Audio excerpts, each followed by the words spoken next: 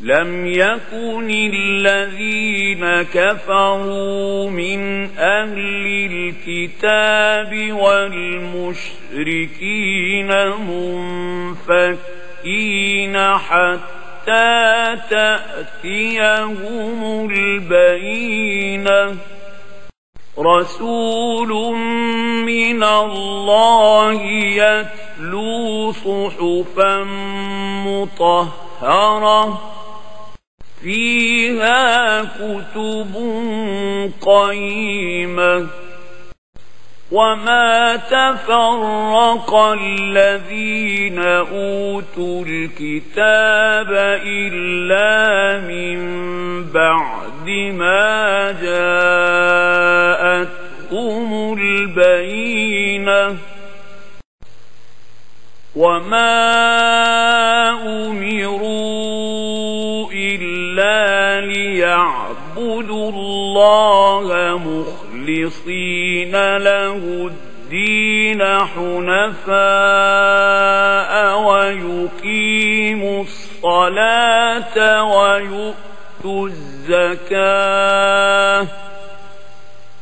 وذلك دين القيمة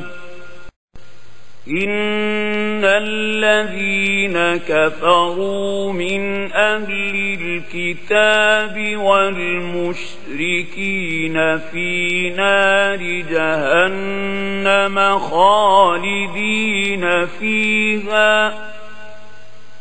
أولئك هم شر البرية إن الذين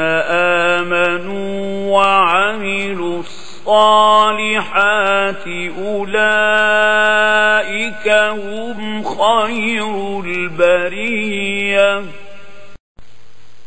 جزاؤهم عند ربهم جنات عدن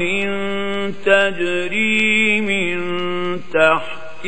الأنهار خالدين فيها أبدا رضي الله عنهم ورضوا عنه ذلك لمن خشي ربه